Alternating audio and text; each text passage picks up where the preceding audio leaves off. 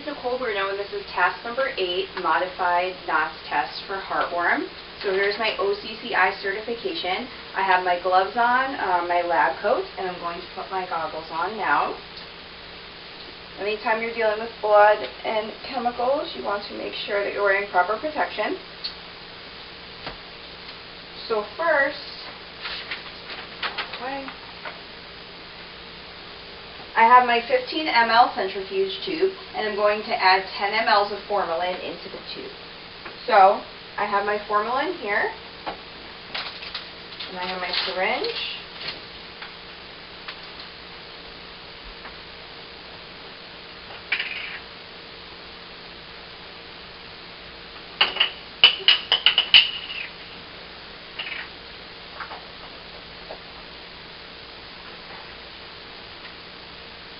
So I'm just adding my 10 mL of formalin into the tube. That was 5 and 10.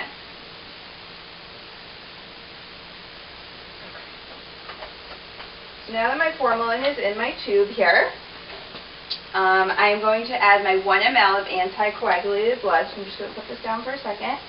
Here is my blood here. Have my syringe to take out the blood.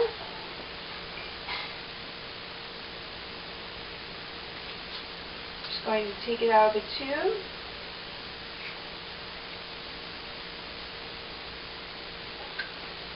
Just going to recap my here. And I am now going to add it into my centrifuge tube. Like so. So here I have it. I'm just going to discard of my needle, and I'm going to recap my centrifuge tube. So here's my centrifuge tube with my 10 mLs of formalin and my 1 ml of anticoagulated blood. So now I am ready to spin it down. So I have my centrifuge here. It is going to spin. I'm going to put it in.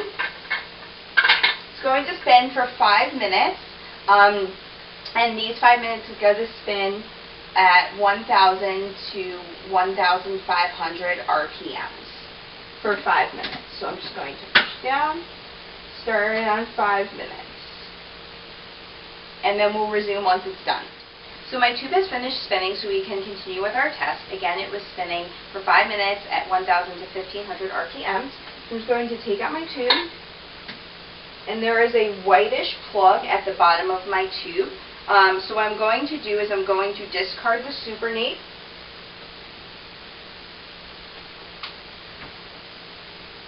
Just going to discard it in the sink here.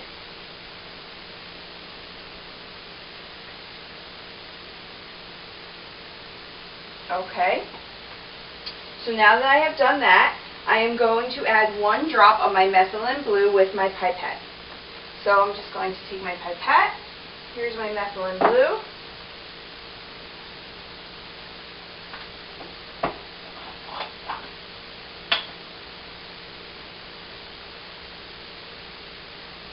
Okay. I have my 1 drop.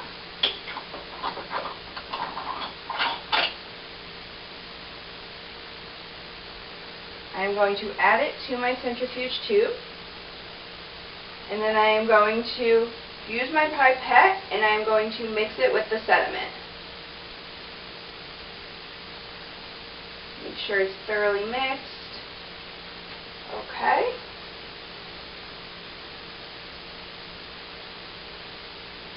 So after I have done that, I am now going to come over to my slide. Let me just adjust the camera to make sure that it is in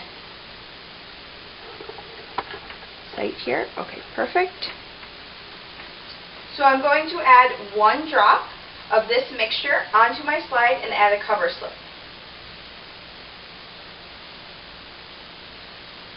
Here is my 1 drop. Okay. Just going to put everything down here. And I'm now going to add my cover slip. And I'm going to examine this slide under 10 power.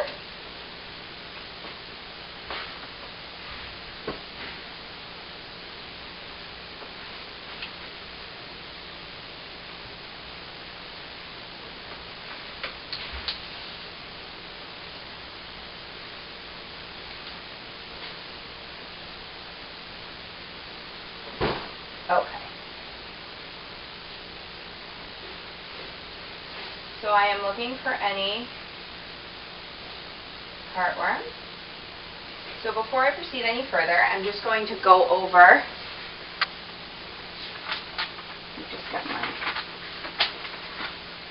what I'm looking for. So the Dichrofilaria are stationary. They do not move.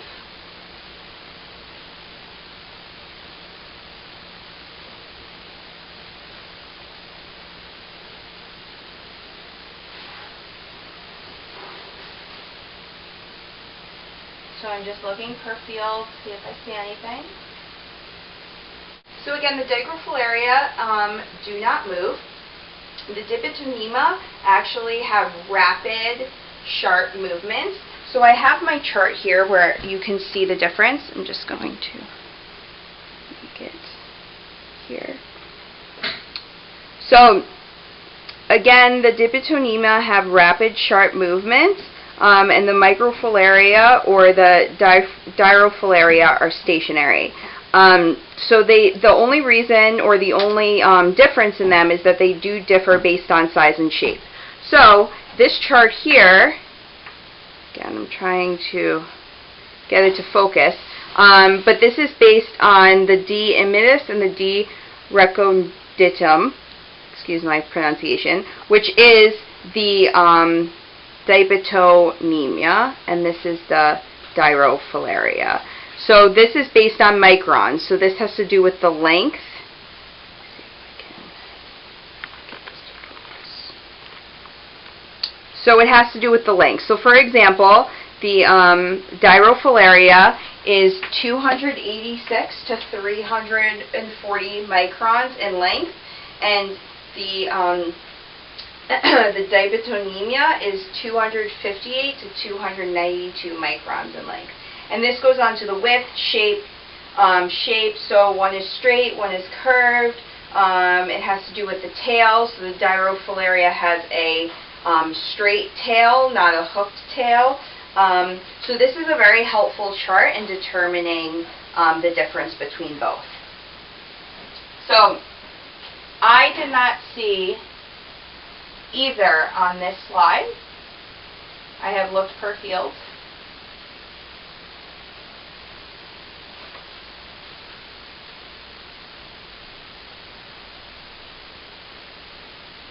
So I am now just going to show pictures of the difference between both.